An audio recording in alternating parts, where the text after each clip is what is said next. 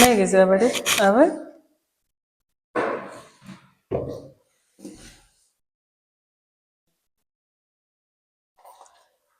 All right. So today we're going to finish on this topic about group formation and development. We're still looking at the group dynamics. So we looked at group cohesion and communication and interaction patterns. So today we're going to look at group culture and social integration. But before those, let us finish by looking at the principles for practice for enhancing group cohesion. So, principles for practice for enhancing group cohesion. So, principles for practice, because cohesion has many benefits.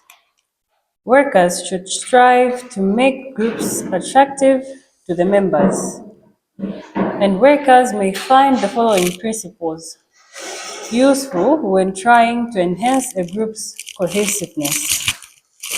So the first principle is a high level of open interaction promotes cohesiveness. So in group work, you are encouraged to have a lot of open interaction.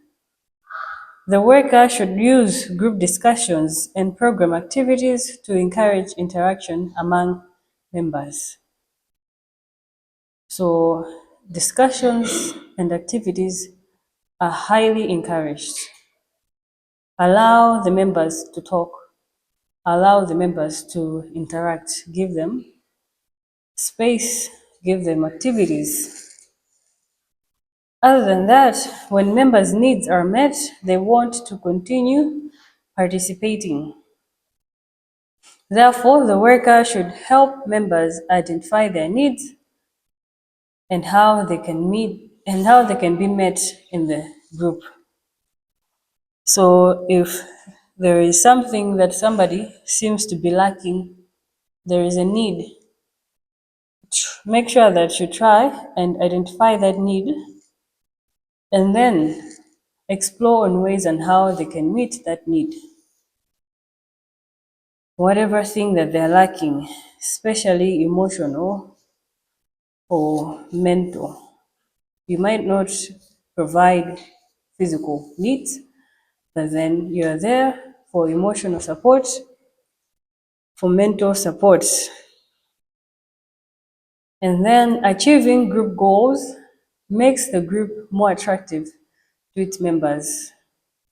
Seeing that you're achieving the things that you're intended to achieve. If they expected this, you're meeting their expectations. That will make the members to be more attractive to the group. It will bring more cohesiveness. So the worker should help members focus on and achieve their goals. If you said you're going to do certain goals, stick to that, achieve it. Other than changing plans, moving much into, or other than failing to meet the expectations, unless there's a reasonable explanation, but then make sure that you are there, showing up, and meeting the needs and achieving the goals of the group, and also achieving the individual goals. So, as a group, they will have a goal.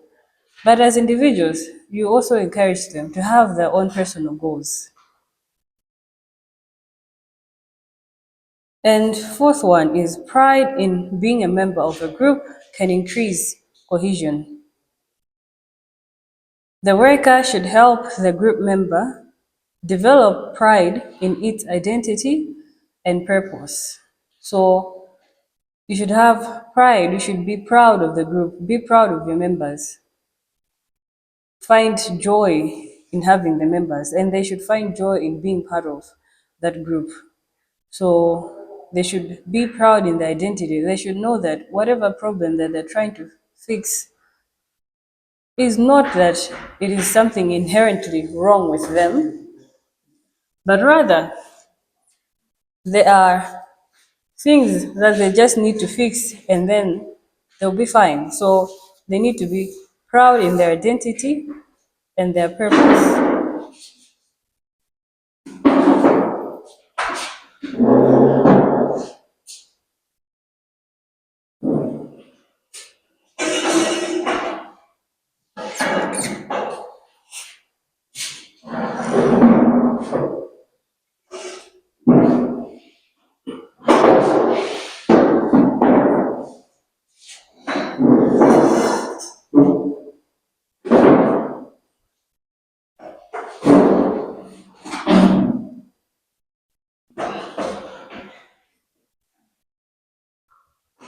And then trust is essential for cohesion and engagement. One of the things that makes people lose attraction to a group is the lack of trust. So we need to cultivate trust in the group. So the worker can use stages of change theory, motivational interviewing, and many other strategies to engage apathetic, reluctant, and resistant group members. So there is need for you to study some strategies on how you can cultivate trust in a group, because without trust, then there is no group cohesion or attraction. So the third group dynamic is social integration and influence. So we said we have looked at group cohesion and we looked at communication and interaction patterns.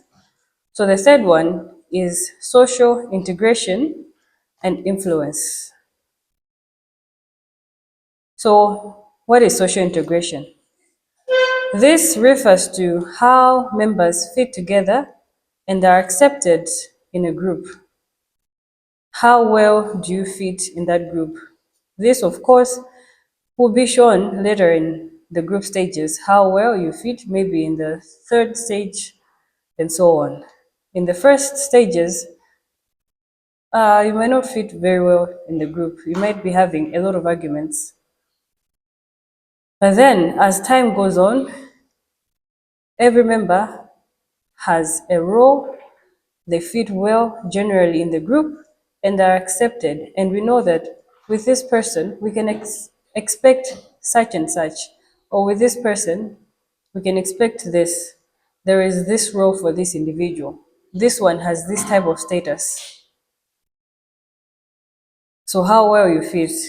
And groups are not able to function effectively unless there is a high level of social integration among members. So you are going to see that people are fitting very well together, or there is a lot of integration, and that integration enables you to reach your group goals or to be able to do my activities osenasiana and achieve whatever intended purpose of that activity is. So social integration builds an amity, or it builds togetherness about the purposes and goals of the group, and helping members to move forward in an orderly and efficient manner to accomplish work and achieve goals. So with social integration, you're going to build a stronger group.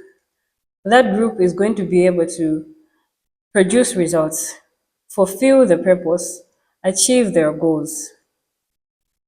And social integration is usually associated with three things: the norms, the roles, and status hierarchies within that group.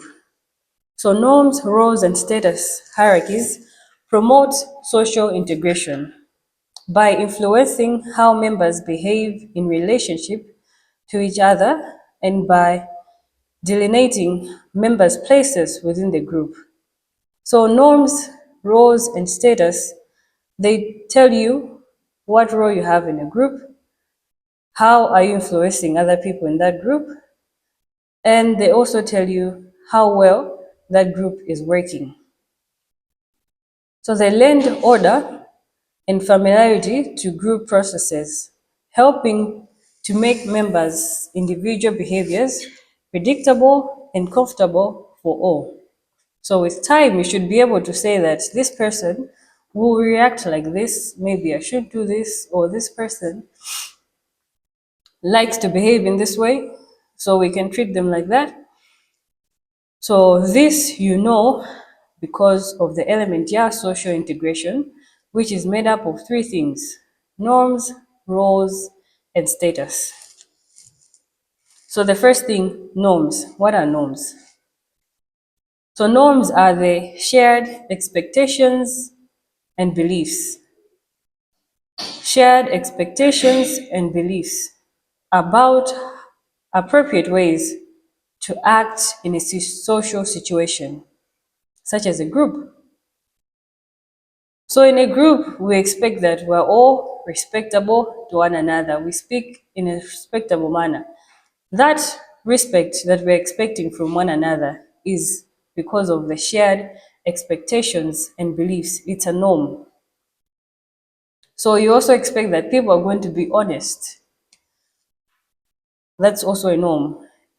People are going to be confidential. That's also part and parcel of a norm. So they refer to specific member behaviors and to the overall pattern of behavior that is acceptable in a group. Norms stabilize and regulate behavior in a group. So with the norm, you are able to know that this is how our group operates, this is how we behave in this group. You know that this and this is allowed, this is not allowed, and so on and so forth. So it helps to regulate the behavior in the group. And norms vary in important ways. Norms may be overt and explicit, or covert and implicit. So they may be open and clearly stated, or they may be closed and implied. Something like respect, something that is implied. You don't necessarily have to say, Goody, let's treat each other respectively.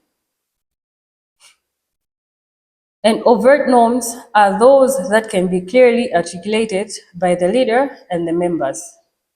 You might actually have to agree on this. In here, this is how we behave. That is an overt norm. You have said it clearly, you have agreed on it. If you ask your member, they're going to say it. If you ask the leader, they're going to say it. So that is a overt norm. Clearly said, explicitly said. It is not covert, it is not implied. It is clear and agreed on.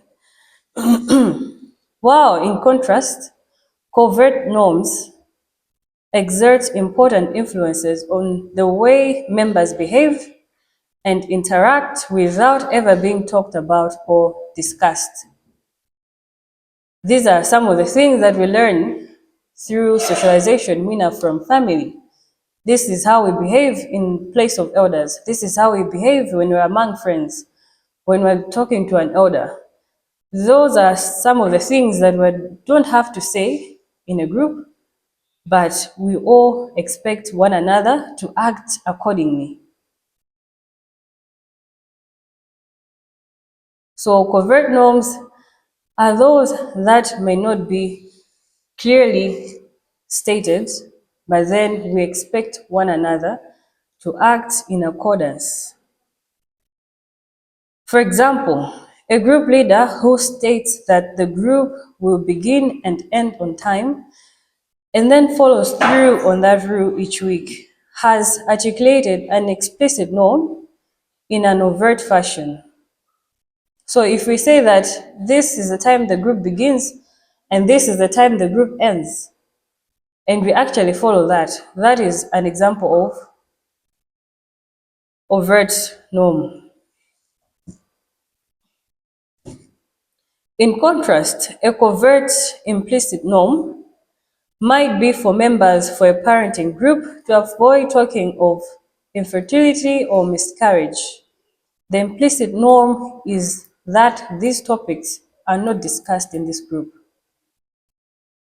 So in a group where you're talking about being a parent, being this and that, you might not clearly say, but then you know that maybe we don't need to talk about the time when we had a miscarriage or the time we were facing trouble with infertility.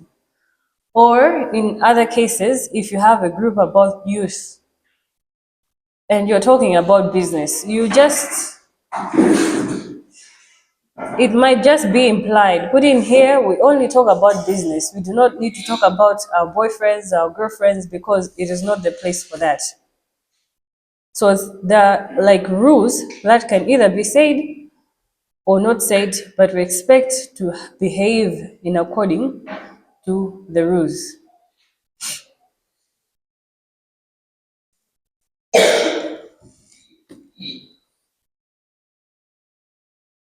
So the other part of social integration is the roles. So we say there are norms, roles, and status. So what is a role? So just like a norm, roles can be an important influence on group members. Roles are closely related to norms. Whereas norms are shared expectations held to some extent by everyone in the group, roles are shared expectations about the functions of individuals in the group. Similarly, you might have a class. Nobody has said that this one is the class representative, but with the way somebody is behaving, you expect that this one ataukaa class representative. That is a role on which you haven't given it to them, but they have taken it up, a positive role. And some roles can be negative, where mutaukala also organizer in a classroom. That is also a function that they're playing.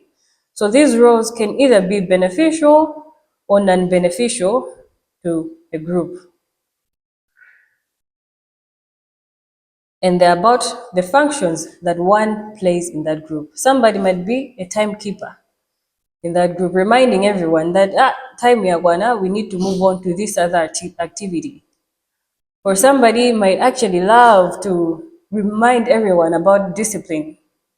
That is also a function that they're playing.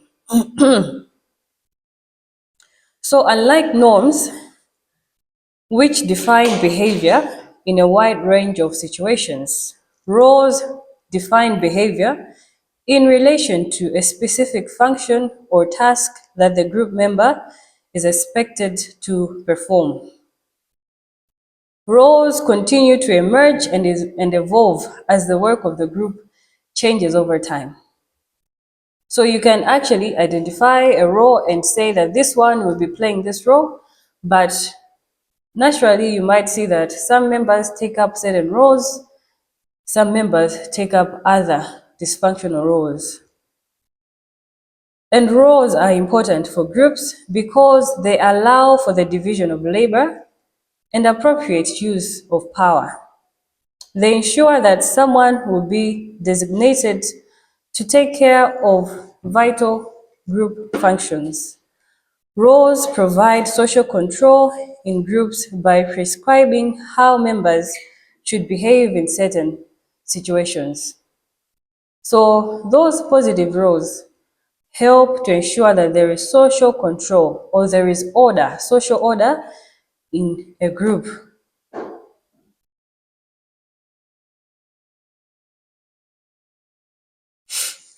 And then the last part on social integration is about status.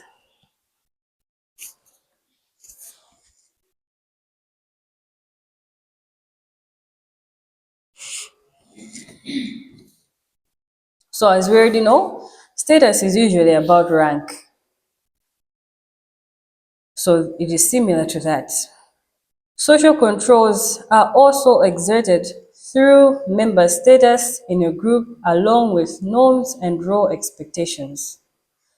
Status refers to evaluating and ranking each member's position in the group relative to other members. So status is about seeing where each member lies in a rank in relation to other members. You cannot have a status without other members of that group. Naturally, we put status in accordance to maybe income levels and all that. So a person's status within a group is partially determined by his or her prestige, position, and recognized expertise outside the group. So somebody might be influential, might have a certain title, a certain position. That position also influences the status within that group. But sometimes your status is dependent on your role that you're playing. If you're playing the role, or if you're taking the role of a class rep, then you have a certain status. So to some extent, however, status is also dependent on the situation, e.g., how much the group relies on the member's expertise or how much responsibility the member has in the group.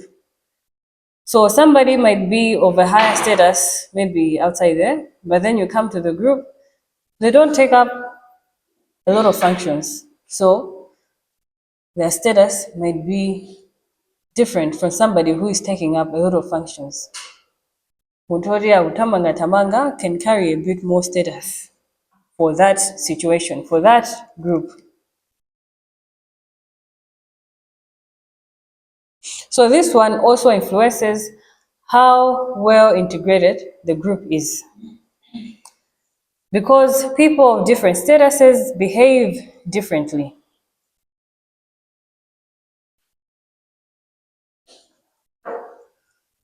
So it is also determined by how a member acts once he or she becomes a member of a group. So your status is also dependent on how you behave once you become part and parcel of a group. If you're active in this, if you're carrying out certain functions, then you also carry a certain status. However, low status members are the least likely to conform to group norms because they have little to lose by deviating. However, we find that somebody who has a low status might find it much easier to deviate, not to conform, maybe on the issues of confidentiality, because what do they have to lose? For this reason, low status members have the potential to be disruptive of productive group processes. Therefore, workers should provide opportunities for low status members to contribute to the group so that they can become more socially integrated and achieve a higher status. Okay.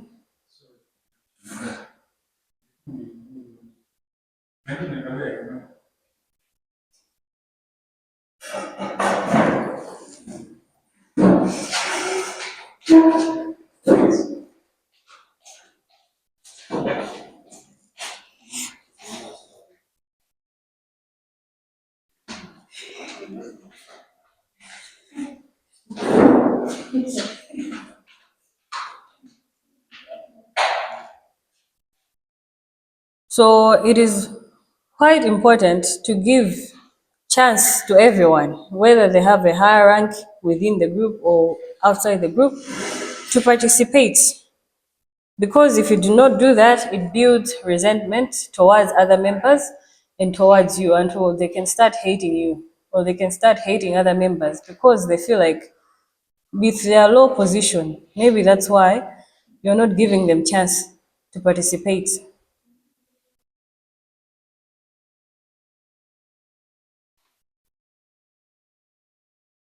While high status members perform many valued services for the group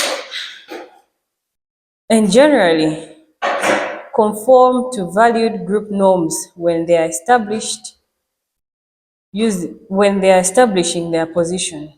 So, however, you might find that people with a higher status find it much easier to conform to the group norms because they have a lot more to lose. If they break confidentiality, they have a certain problem. It will also have an impact on their reputation. So you might find that higher status members conform easily. But if they do not want to conform, then they might take a number of people with them when they're debating or when they're acting against the rules. While a low status member, if they want to act against the rules, atawakaweka. But if somebody with power, with prestige, goes against the rules, some people might choose to go along with that person. So it is important to have equal participation for everyone.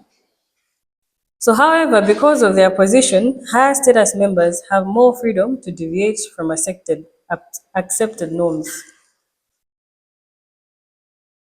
However, they have to do it respectfully. If they say, I will not be able to do this and that, it has to be respectably. Any questions?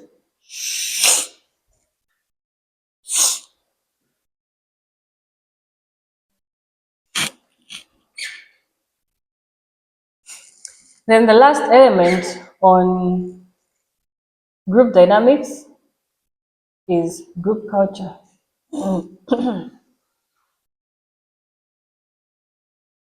Angela, can you read this?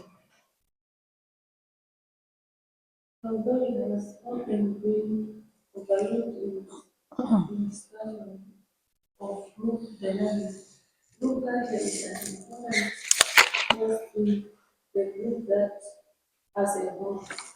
Group culture refers to various beliefs, customs, and traditions brought in common by group members. So, group culture is about your values, your beliefs, your customs, and traditions. So, what kind of atmosphere are we encouraging? What sort of traditions are we building?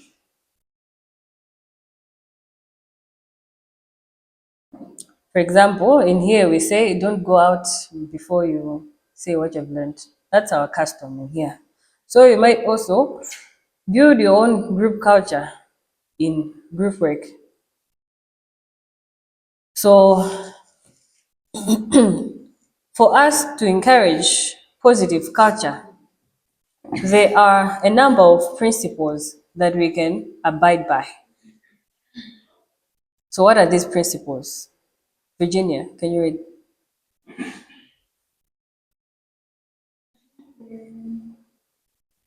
the whole thing?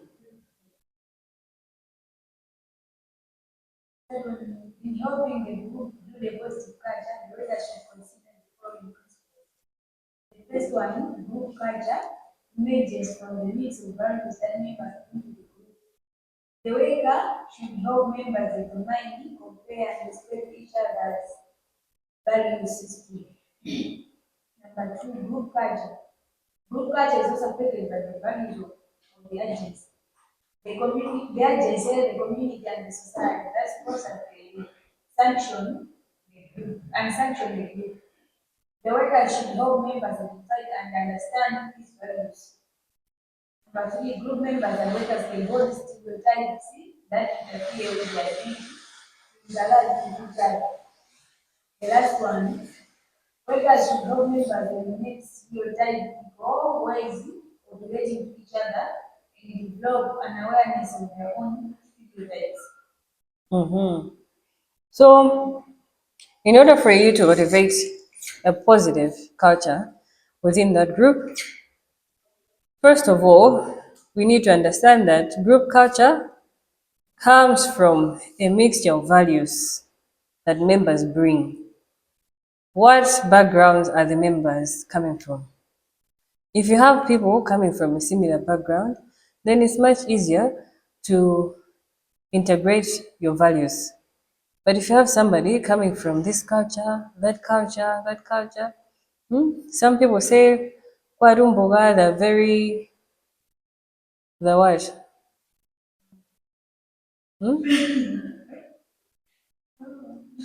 If you go to their house, they'll easily cook for you, chajani, eh?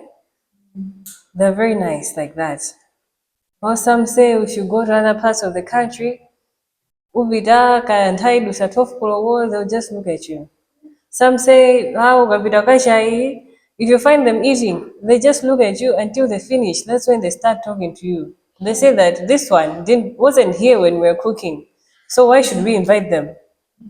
So all those are different values.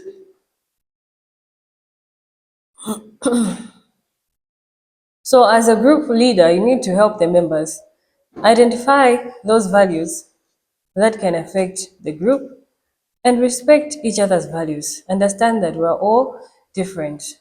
Issues of culture and diversity can impede group work, can hinder group work if not taken care of. So encourage them to respect one another's values, backgrounds, and culture.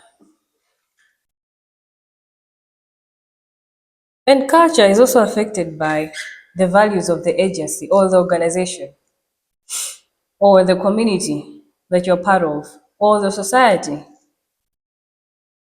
So the society either sponsors or sanctions or it delimits the group in a way. So the worker should help members identify and understand the values that are already surrounding that group. So the values, first of all, within the members, and then identify the values that are in that community that you're part of as a group. If we come here, if you have a group, make sure group and security ndiyakwayiti zizigwizana with the community. Osati tofukologo muwumana kuma the group is all noisy. That's when we have my classes, makeup, chan. So we need to conform and respect one another's values and the values of the community or the organization or the society that we're part of. So even how we might treat people in Malawi is not the same way we can treat people in America.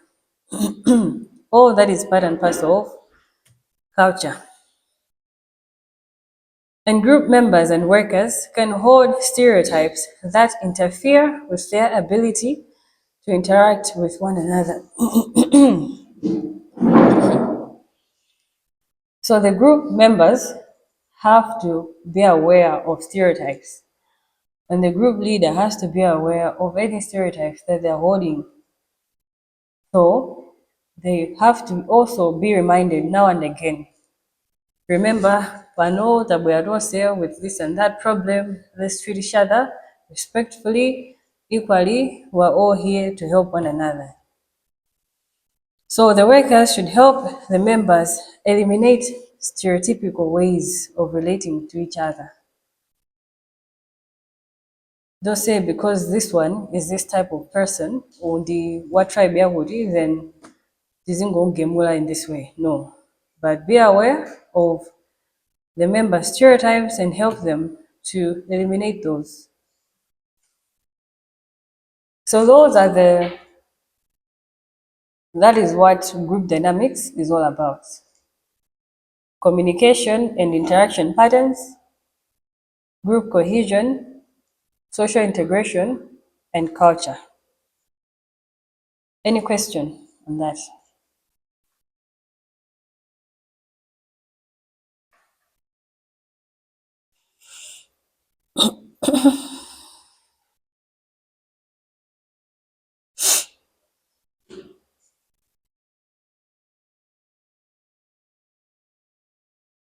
So groups have a lot of positive benefits. There are a lot of benefits that a member can derive from a group. These can be general or specific benefits, also depending on the type of group that you have studied. So the first benefit is universality. Sayo, can you read this? People realize that they are not alone. This is validated for them. Supporting cohesion. People are able to connect with each other and cohesion. People are able to connect with each other and through those connections come healing. That's when people remind each other that things can get better. So in a group, you find that there is universality. That feeling where you know that you're not alone. You're not the only one who has this problem. You don't need to die. Eh? That is not the solution. There are a lot of people that are experiencing the same problem and they're alive and well. And some others have even gone through it, they're better off. So, that moment where you realize that you're not alone, it's okay, you can live through it and all that, is a benefit, is one of the benefits to group work. Your feelings are validated. That is one of the benefits to group work. The other thing is cohesion. People are able to connect with each other, and through those connections, they find healing. Through that attraction to the group, they find healing.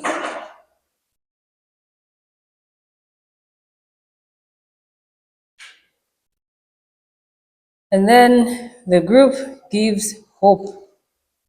Hope that you can be better. Hope that there is light at the end of the tunnel, that there are other people that went through the same problem and they came out better by following the same footsteps you're going through, going to therapy, going to counseling, going to a support group, and all that. So all those are benefits and can be applied to any type of group.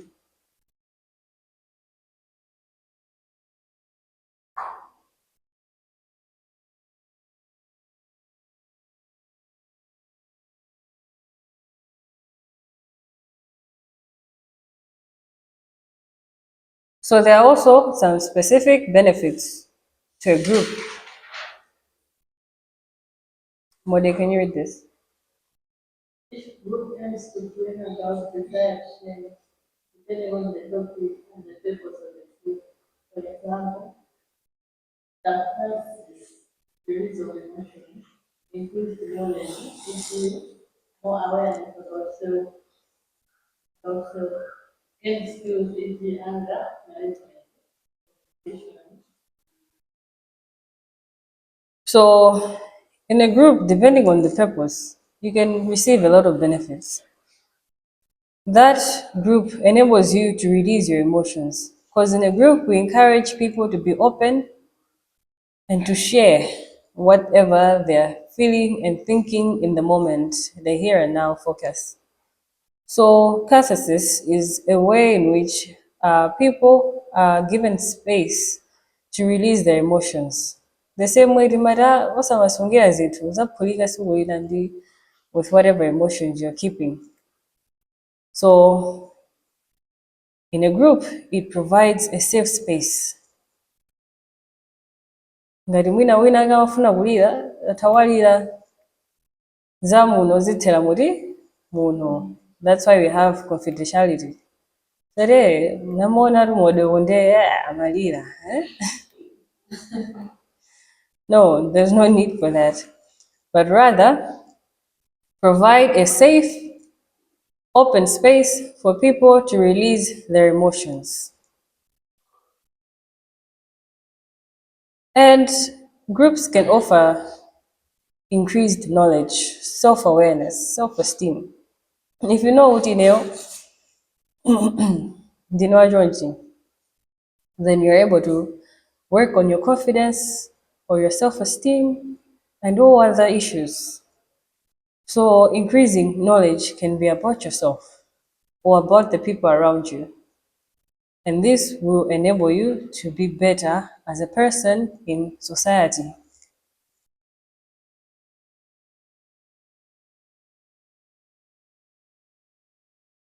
Because the therapist might say, it seems like whenever you hear somebody say, Mwina ukangomva nyimbo inake, you remember about your what? Maybe your ex. So it seems like you haven't healed from that past because every time you hear this song, you start crying and you remember the time, the time when you had fun and happiness. But rather, now that you're aware of that, we can be able to say, I think I should change this and that so that I became a better person in the end. And there is gained skills such as anger management or communication. So group work provides improvement in your skills. As a person, we need to be able to communicate well. The first thing we need to do is to learn how to communicate so that we're heard. Sometimes we're not heard because we do not know how to communicate. So groups can offer a place where you gain different skills such as communication skills, public speaking skills. Sali muntu ukafuna kuyankhula kwamathukuta kamukamo phuma kuyamba kunjenjemera. It's just one tiny thing you want to say, koma mantha okhaokha. So in a group you can practice. When I feel like this, maybe it's time to sip on water or maybe take a deep breath and all that so that you gain a certain skill.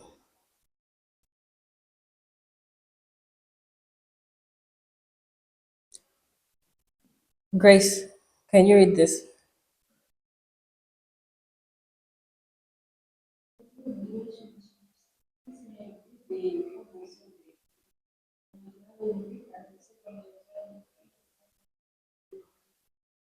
It's offer a natural life where explaining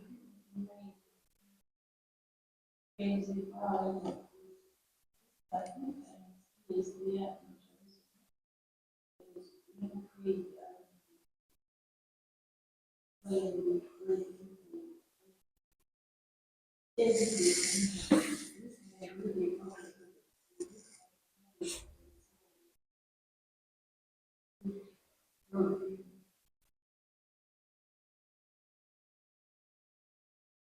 This is Mandega. But anyway, thank you.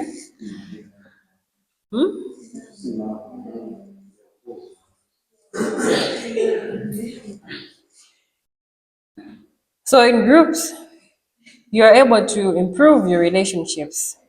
So as we said, a group is as if you are constructing a mini society, a mini place for you to practice what goes on in a part of your life. So it can give you a chance to experiment, a natural laboratory where you can learn about yourself and experiment with new ways of being. So maybe there's a woman who has issues with her marriage. They usually argue with the husband. Every time the husband tries to suggest something new, she shouts, raises her voice. So in the group, you can say, can you demonstrate what happens? If we say this and that, how are you going to react? And then you see that this is how you react, and then you provide a safe space that the participant should be able to see how better they can react. Today, maybe can we try just lower your voice, or can you try to hear what the person is saying before you start speaking? So it is as if you're providing a natural laboratory, an experiment for them to see a new way of reacting or behaving. So in the end, it will improve on their relationships that are outside of that group. So you can actually see your interpersonal difficulties or whatever issues you are experiencing being played out. Because one of the techniques you can use is role playing. Kasewero kakamone. It doesn't have to be the one person who has that issue role playing. You can say, Udi, you and you, can you try to role play and let us see how we shall react on this issue? So in that way, you can see Uda and Abanga Yonji. But then after Abanga, this other new way, it was a bit better. The situation wasn't as fired up. So it enables you to improve relationships by experimenting with other new ways of being. So change in the community.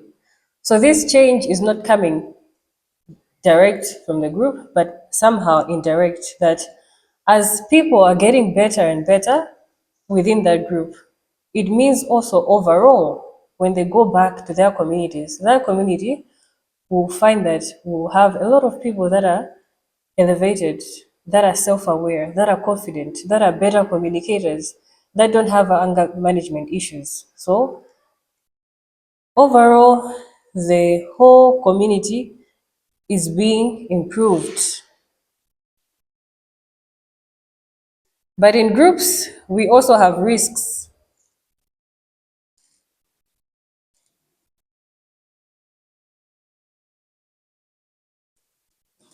There are risks in group work. It might sound that it's all fun and games, but then managing a number of people is not easy. How you make sure that everyone is reaching a point of healing is not easy.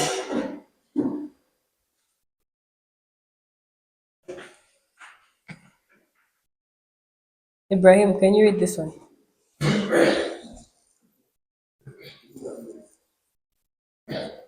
Although there is benefit from there are also potential risks that we are seeing more bigger and example. This imbalance may be related to disclosure and related practice. This was make it very clear in the beginning and keep reminding people that constitution is important. Be aware of indirect pressure people may feel to share. They may see you as an authority and think that them sharing will replace what help you will receive. This confidentiality may be broken. This person. Giving very clear norms regarding confidentiality, giving trust between the members, before encouraging them to share. Many people about the norms and have no spaces they are.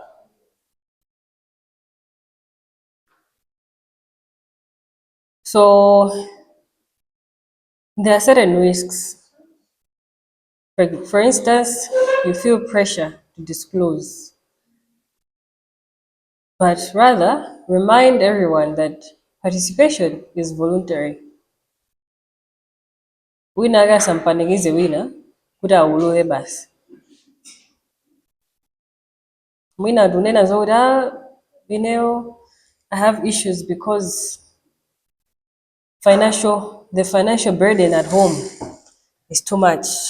So we're now trying to force somebody to disclose maybe their income or their salary or something about themselves. Zote somwina sizithandiza. If they disclose this, then what?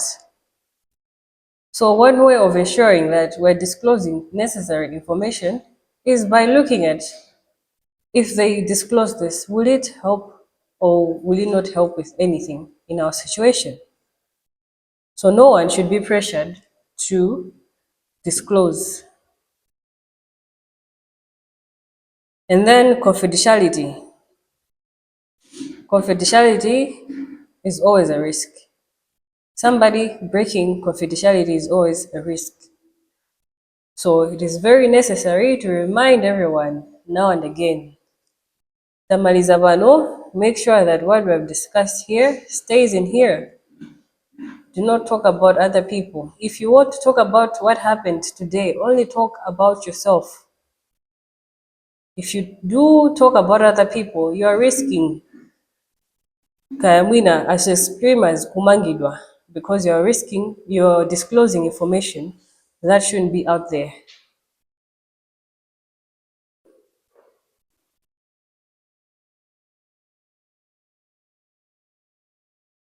Who wants to read? Kwasandan? Brent?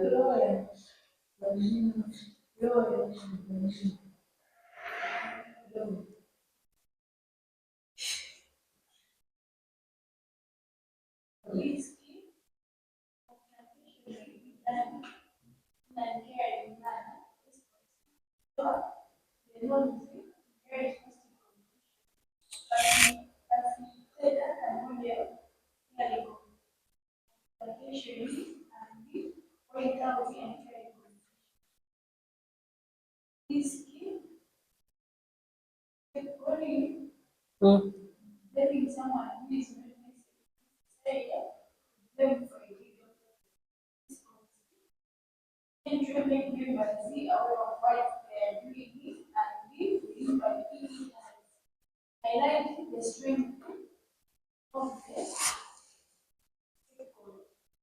Mhm.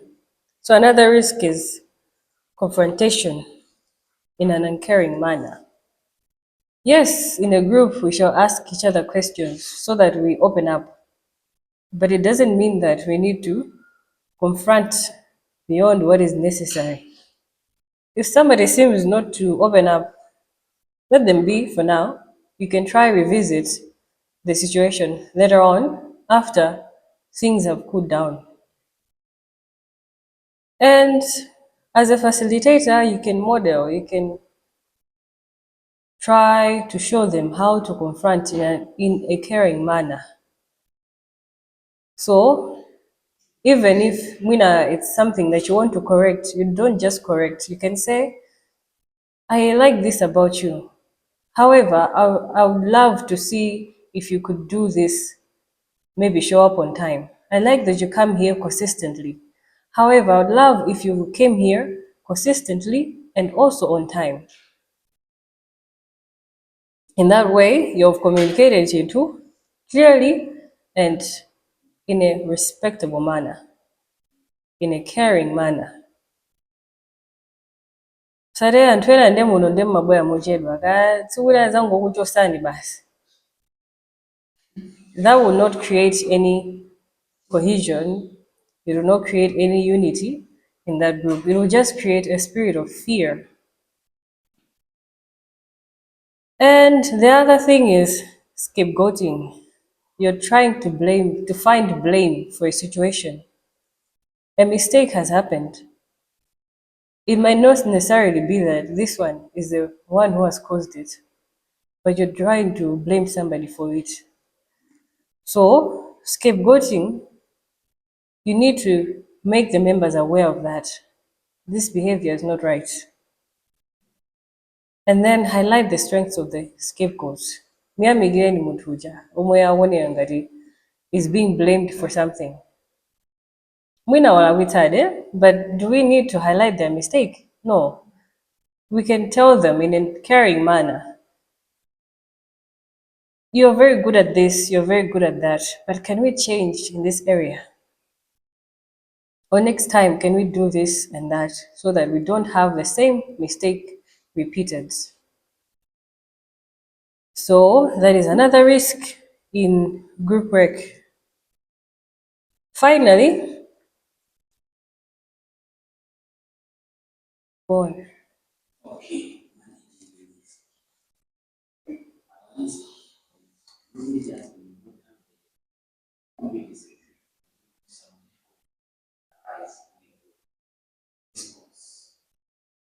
Facilitator can try to prepare as much as possible for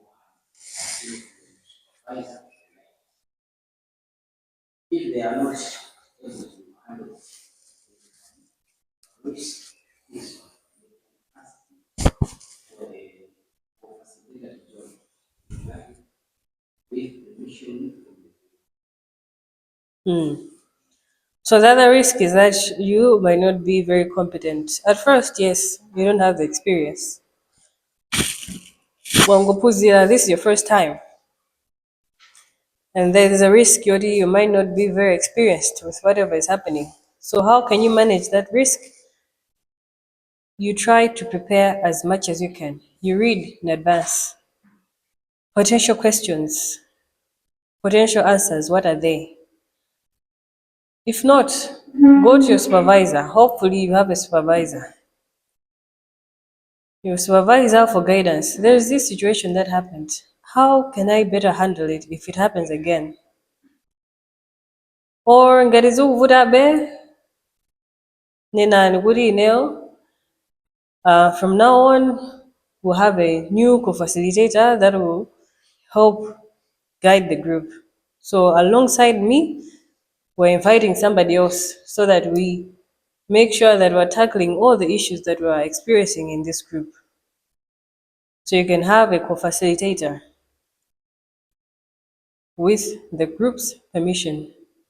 So those are some of the risks or disadvantages to group work or being part of a group. And those were some of the benefits. If you manage the risks well, the benefits will outweigh the risks. But if you do not manage the risks well, then the benefits might be lower than the risk. It might be very costly. Instead of coming out better off, a person can actually be worse off. So that is it for today. Any questions?